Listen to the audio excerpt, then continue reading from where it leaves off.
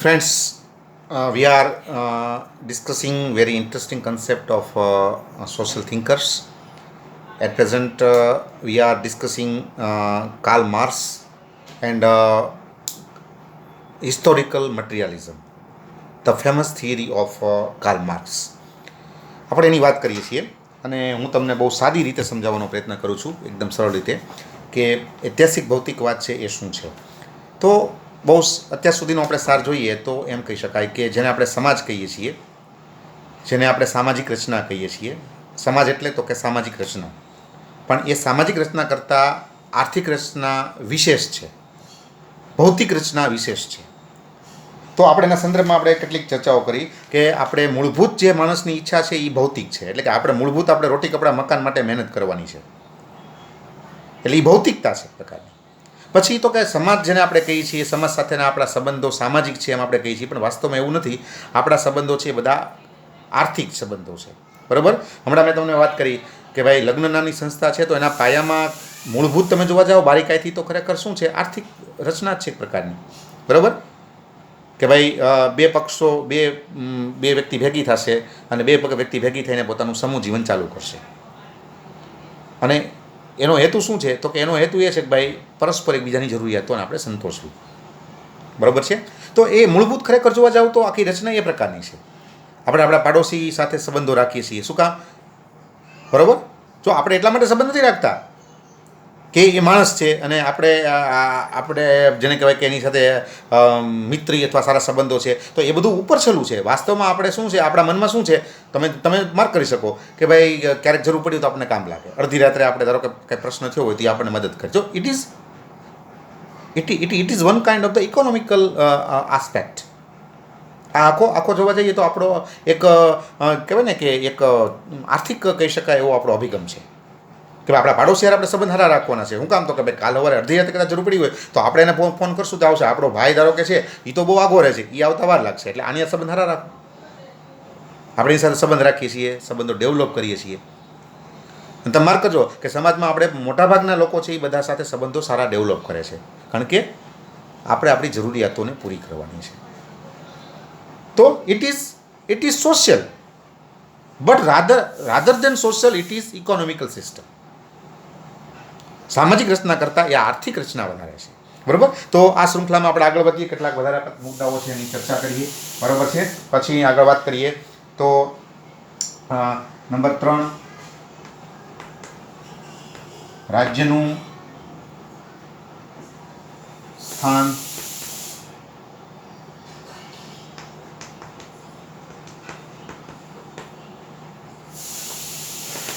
તો હવે શું થાય તો કે જ્યાં સમાજની રચના થાય ત્યાં આ બધાને નિયમન કરવા માટે કોનો આપણે ઉદ્ભવ કરીએ છીએ, તો કે રાજ્યનો, બરાબર.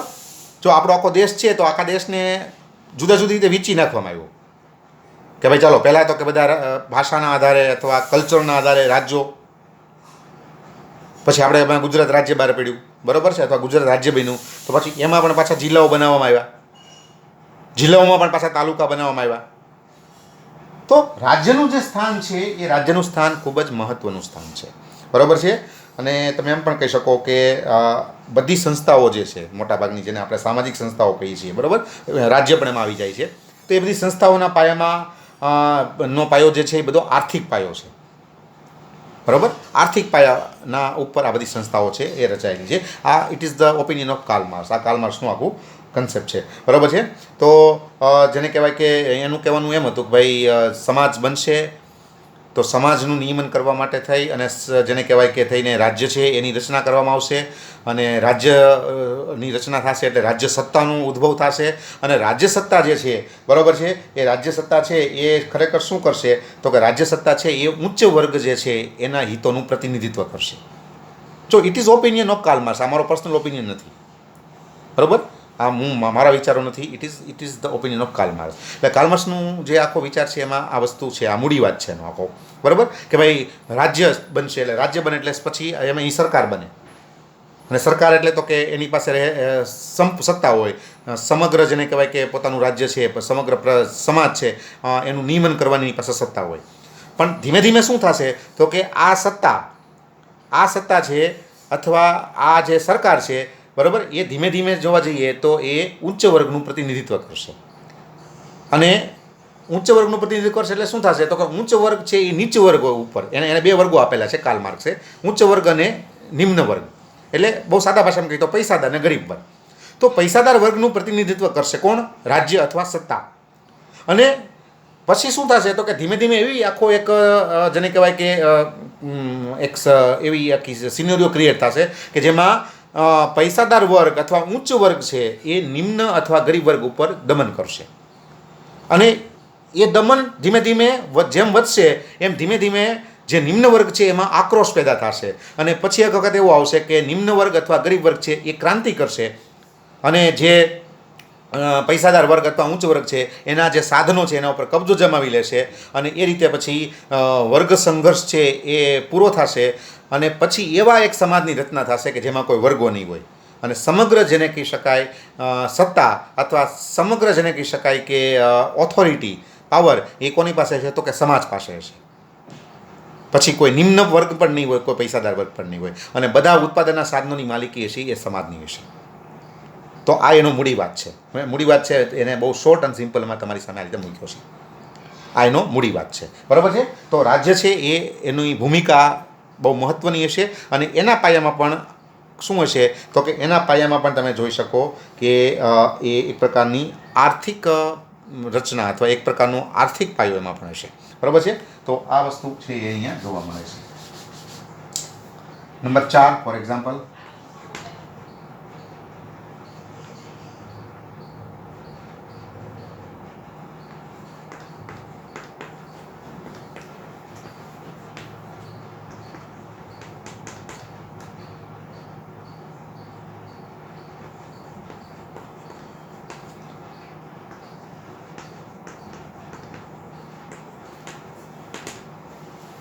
બરાબર. સમાજના જે વિવિધ ભાગો છે એ પરસ્પર છે એ અવલંબિત છે. એટલે તમે યાદ કરી શકો આપણે 3 સિદ્ધાંતોની વાત કરી હતી, બરાબર.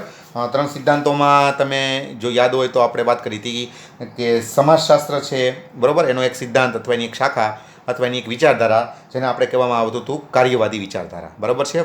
ફંક્શનાલિઝમ તમે યાદ કરી શકો, બરાબર છે. ફંક્શનાલિઝમ કે સમાજ શું છે? What is the society? તો કે સમાજ એ શરીર જેવી એક રચના છે કે જેમાં વિવિધ ભાગો છે અને એ વિવિધ ભાગો પરસ્પર અવલંબિત છે. એક ભાગ બીજા ઉપર આધારિત રાખે. એટલે એક ભાગમાં કાંઈ પરિવર્તન આવે તો બીજા ભાગમાં પણ પરિવર્તન આવે અથવા એની અસર થાય. તો આ જે આખો કાર્યવાદી જે આખો અભિગમ છે, બરાબર, તમને યાદ હોય તો એને આપણે કાર્યવાદી અભિગમ તરીકે ઓળખવામાં આવેલો હતો, બરાબર છે. કાર્યવાદી ખ્યાલ તમે એને કહી શકો, ઇંગ્લિશમાં જેને ફંક્શનાલિઝમ આપણે કહીએ છીએ. તો કાર્લ માર્ક્સ છે એ એને ફંક્શનાલિઝમ પર વાત કરી છે કે ખરેખર સમાજ છે એ સમાજની અંદર એવી પરિસ્થિતિ ઊભી થશે કે જેમાં વિવિધ ભાગો ક્રિએટ થશે, બરાબર. અને એ વિવિધ ભાગો પરસ્પર અવલંબિત હશે. હમણાં મેં તમને એક્ઝામ્પલ આપ્યું કે ભાઈ ખેડૂત છે એ વાળંદ ઉપર ડિપેન્ડન્ટ છે, વાળંદ છે એ પાછો ખેડૂત ઉપર ડિપેન્ડન્ટ છે, ખેડૂત છે દરજી ઉપર ડિપેન્ડન્ટ છે, તો દરજી પાછો વાળંદ ઉપર અને ખેડૂત બંને ઉપર ડિપેન્ડન્ટ છે. જો આજે પણ તમે જોઈ શકો કે આ સિસ્ટમ છે અથવા તમને આ પ્રકારનો સિનેરિયો જોવા મળશે, બરાબર. અને સમાજના કોઈ એક ભાગ ઉપર પરિવર્તન આવે તો એની અસર થાય.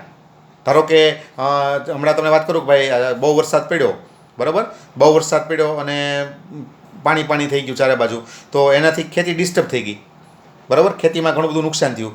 તો હવે ખેડૂત અથવા ખેતીનો જે આખો એક જે ખેડૂતોનો વિભાગ છે એની અંદર નુકસાન ગયું તો એની અસર તમને જોવા મળશે કે ભાઈ આ વખતે પાકના ભાવ છે વધશે, બરાબર છે. ગયા વર્ષે પાકના ભાવ જે હતા એના કરતાં આજે થોડા કપ થશે કારણ કે જે કાંઈ મોટો ભાગનો પાક હતો એ બળી ગયો છે. તો એકમાં પરિવર્તન આવ્યું, બીજા ઉપર પરિવર્તન આવ્યું. એટલે એનું પરિણામ શું આવે? તો કે હું મિડલ ક્લાસ છું તો મારે બજેટ બનાવવું હોય તો એમાં મારે પાછું પરિવર્તન કરવું પડશે. કારણ કે હવે મારે અનાજના, શાકભાજીના, બરાબર, આ બધી બાબતોના મારે હવે વધારે પૈસા ચૂકવવાના થશે. તો મારું બજેટ છે એમાં સેટિંગ કરવું પડશે. તો વરસાદની અસર ખેડૂતો ઉપર થઈ પણ એ અસર મારી સુધી પણ પહોંચી. ભલે હું વરસાદ સાથે ડાયરેક્ટ કનેક્ટેડ નથી, આઈ એમ નોટ કનેક્ટેડ ડાયરેક્ટલી, પણ છતાં ખેતીનો જે આખો વિભાગ છે અથવા ખેડૂતો છે એને કંઈ અસર થઈ તો એની અસર સમગ્ર સમાજ ઉપર થઈ, મારી ઉપર પણ થઈ. મારે પણ મારું બજેટ છે એ બદલાવવું પડશે, આંકડાઓ ચેન્જીસ કરવા પડશે. તો સમાજના જે વિવિધ ભાગો છે એ પરસ્પર અવલંબિત હોય છે. એક ભાગમાં આવતું પરિવર્તન બીજા ભાગ ઉપર પણ અસર કરે છે. અને તમારે જો સમાજનો અભ્યાસ કરવો હોય તો તમારે સમગ્ર રીતે કરવો જોઈએ. તમે કોઈ એક ભાગનો અભ્યાસ કરી અને સમાજનો સાચો કે વૈજ્ઞાનિક ખ્યાલ મેળવી શકતા નથી. તમારે સમાજને સમગ્ર લક્ષી રીતે તમારે એનો અભ્યાસ કરવો પડે. તો આ જે છે બરાબર એ છે સમાજનો કાર્યવાદી ખ્યાલ. તો આ રીતે તમે જોઈ શકો કે એના કેટલાક જે પાસાઓ છે એ પાસાઓને આપણે અહીંયા જોવાનો પ્રયત્ન કર્યો. ઇન શોર્ટ જે કાંઈ વાત કરી છે એ વાત અહીંયા આપણે આ રીતે જોઈ શકીએ. હવે ઐતિહાસિક ભૌતિકવાદ છે એનું આપણે આગળ વધશું. બરાબર છે.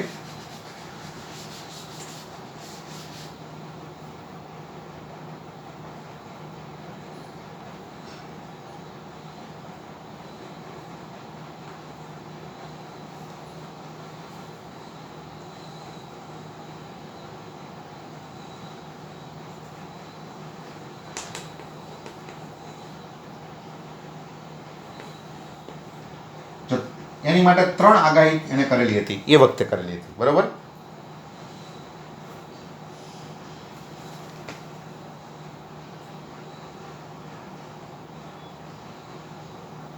જેમાં પહેલું વાત એને કરી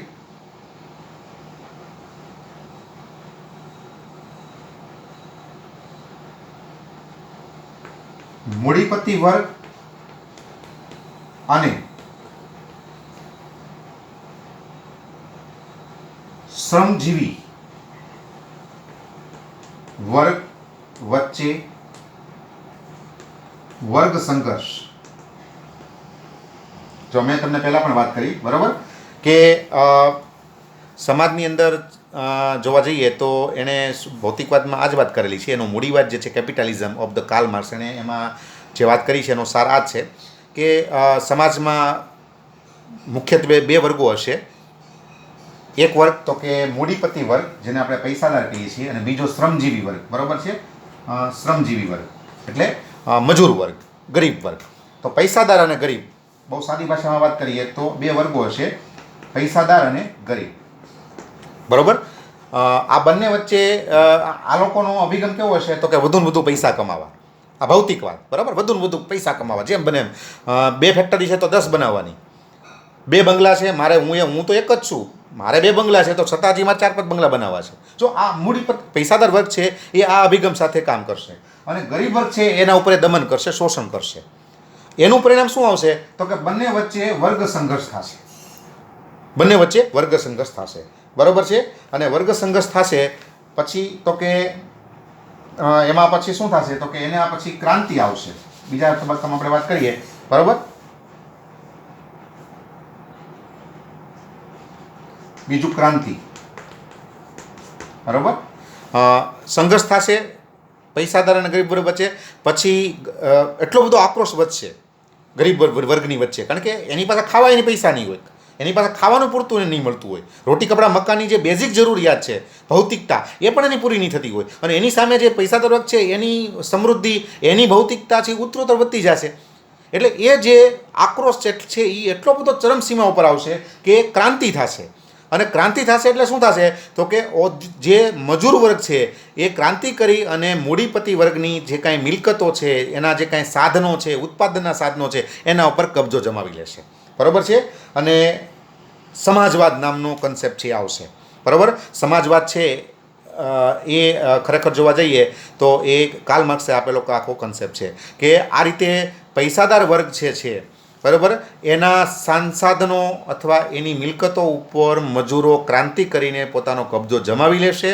અને પછી એ બધી જે કાંઈ સંપત્તિ અથવા એ બધા જે ઉત્પાદનના સાધનો છે એ બધા સમાજના બની જશે, અથવા એની માલિકી સમાજની બની જશે. અને એ રીતે પછી સમાજમાં સમાજવાદ આવશે. અને પછી એવી પરિસ્થિતિ નિર્માણ થશે કે એમાં પછી કોઈ વર્ગ નહીં હોય, કોઈ પૈસાદાર પણ નહીં હોય.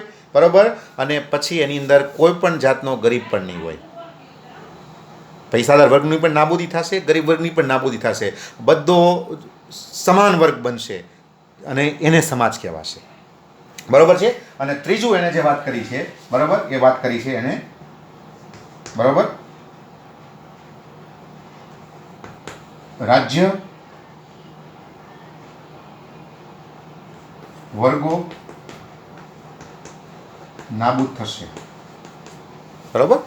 રાજ્યો અને વર્ગો નાબૂદ થશે, કારણ કે રાજ્યની પછી ભૂમિકા નહીં હોય. કારણ કે રાજ્ય ખરેખર શું છે તો કે according to mister Karl Marx રાજ્ય છે એ ઉચ્ચ વર્ગનું પ્રતિનિધિત્વ કરતો વર્ગ છે, જેને આપણે રાજ્ય કહીએ છીએ, બરાબર, રાજ્ય સત્તા કહીએ છીએ, બરાબર. એ વાસ્તવમાં શું છે according to mister Karl Marx, તો કે એ વાસ્તવમાં જોવા જઈએ તો એ ઉચ્ચ વર્ગ કે પૈસાદાર વર્ગના હિતોને સંતોષવા માટેની રચના છે. પણ હવે સમાજવાદ આવશે, ક્રાંતિ થશે, પહેલાં ક્રાંતિ થશે, પછી સમાજવાદ આવશે, પછી મજૂરો અથવા ગરીબ વર્ગો દ્વારા પૈસાદાર વર્ગોની સંપત્તિ અને સાધનો પર કબજો જમાવી લેવામાં આવશે અને એ બધું સમાજને સોંપી દેવામાં આવશે. પછી તો કે રાજ્યો નાબૂદ થશે, પછી વર્ગો નાબૂદ થશે, પછી રાજ્યની કોઈ જરૂરિયાત નહીં રહે, વર્ગની પણ જરૂરિયાત નહીં રહે. સમગ્ર જેને કહેવાય કે સમાજનું સંચાલન કોણ કરશે તો કે લોકો પોતે કરશે, સમાજ પોતે કરશે. ધારો કે ખેતર છે તો એ સમાજનું, એ પછી ગમે એને આપે, એને વાવવાનું, જે કાંઈ આવક થાય એને આપી દેવાની, એની અમે સમાજની જરૂરિયાત પૂરી કરશે. જો આ કેપિટલિઝમ ઓફ કાર્લ માર્ક્સ, તો આવી તમે એની આખી વાત કરી શકો, બરાબર છે. તો આ છે એનો ઐતિહાસિક ભૌતિકવાદ. અને છેલ્લે પછી આપણે લઈ લીધીએ એની કેટલીક આલોચના, બરાબર.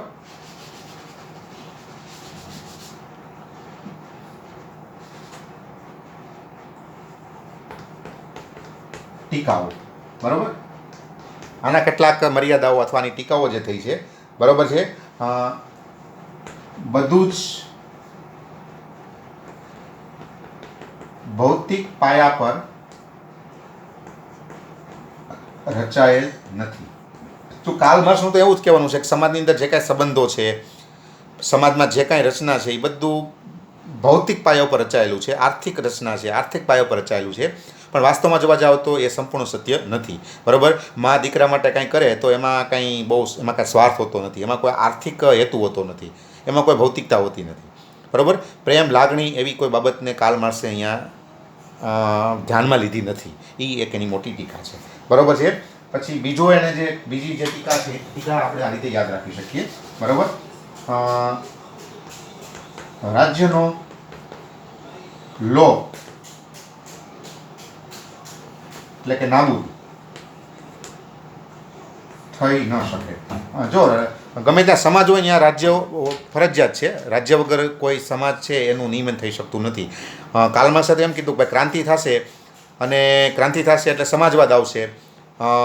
ગરીબ વર્ગ છે એ પૈસાદાર વર્ગ છે એની સંપત્તિ ઉપર, એની સંસાધનો ઉપર કબજો જમાવી લેશે, બરાબર. અને પછી રાજ્ય નાબૂદ થઈ જશે. કારણ કે રાજ્ય ખરેખર કોણ છે તો કે કાર્લ માર્ક્સનું કહેવાનું એમ છે કે રાજ્ય છે એ તો ખરેખર ઉચ્ચ વર્ગ કે પૈસાદાર વર્ગનું પ્રતિનિધિત્વ કરતો વર્ગ છે, એના હિતોને સંતોષવા માટેની આખી એક રચના છે.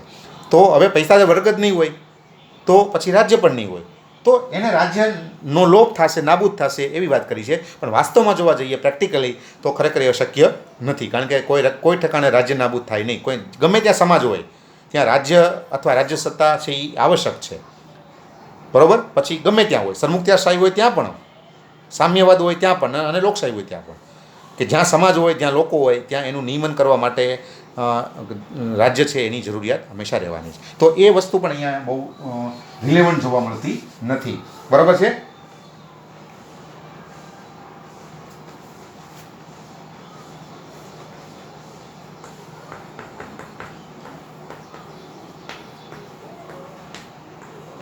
વર્ગો નાબૂદ થતા નથી અને બે જ વર્ગનો ખ્યાલ વાસ્તવિક નથી, બરાબર. પહેલી વાત તો એ કે બે વર્ગો કીધા કે ભાઈ સમાજમાં બે વર્ગો હશે, ઉચ્ચ વર્ગ ને નિમ્ન વર્ગ, એટલે કે પૈસાદાર અને ગરીબ. વચ્ચેનો વર્ગ છે એની તો એને વાત જ નથી કરી. વાસ્તવમાં ત્રીજા વર્ગનું પણ અસ્તિત્વ છે. કોઈ પણ સમાજ હોય, કોઈ પણ સમાજ, એમાં ફક્ત પૈસાદાર ને ગરીબ હોતા નથી, મધ્યમ વર્ગ પણ હોય છે, જેની અહીંયા એણે સંપૂર્ણ અવગણના કરેલી છે. એ પણ એની એક મોટી ટીકા છે. અને એણે એમ કીધું કે ભાઈ વર્ગો જ નાબૂદ થઈ જશે, સમાજવાદ આવશે એટલે શું થશે, ક્રાંતિ થશે એટલે સમાજવાદ આવશે, અને પછી વર્ગો નાબૂદ થઈ જશે, એટલે કોઈ પૈસાદાર નહીં હોય, કોઈ ગરીબ નહીં હોય. વાસ્તવમાં આ વસ્તુ વાસ્તવિક નથી, આવું ખરેખર બની શકે નહીં. વર્ગો હંમેશા રહેવાના છે. જ્યાં સંપૂર્ણ સામ્યવાદ છે ત્યાં પણ વર્ગો છે, તો પછી બીજે તો રહેવાના છે. એટલે વર્ગો નાબૂદ થવાની જે એને વાત કરી છે એ આમ બહુ જોવા જઈએ તો વાસ્તવિક નથી. તો આ એની કેટલીક ટીકાઓ છે. ઇન શોર્ટ આને કહેવાય છે કાર્લ માર્ક્સનો ઐતિહાસિક ભૌતિકવાદ. એનો શોર્ટ અને સિમ્પલ જો યાદ રાખવું હોય તો આપણે યાદ રાખી શકીએ કે કાર્લ માર્ક્સનું કહેવાનું એમ છે કે ભાઈ સમાજની અંદર જેને આપણે સમાજ રચના કહીએ છીએ એ વાસ્તવમાં તો એક આર્થિક અથવા ભૌતિક રચના છે. જે કાંઈ સંબંધો છે એ બધા ખરેખર એના પાયામાં અથવા એનો પાયો શું છે તો કે એનો પાયો ખરેખર ભૌતિક છે. અને સમાજની અંદર બે વર્ગો છે અથવા બે વર્ગો છે. એક વર્ગ છે પૈસાદાર, એક ગરીબ વર્ગ. બરાબર? પૈસાદાર વર્ગ છે એ ગરીબ વર્ગ ઉપર દમન કરે છે અને એ દમનનો પછી જ્યારે ચરમસીમા આવે છે ત્યારે ગરીબ વર્ગ છે એ પોતે હથિયાર હાથમાં લે છે, ક્રાંતિ કરે છે અને પછી જેને કહેવાય કે પૈસાદાર વર્ગ જે છે એની જે કાંઈ મિલકતો છે, એના સંસાધનો છે, એના ઉપર કબજો જમાવી લે છે અને પછી સામ્યવાદ આવે છે અથવા સમાજવાદ આવે છે. તો આ એનો આખો ઐતિહાસિક ભૌતિકવાદ છે. Thank you.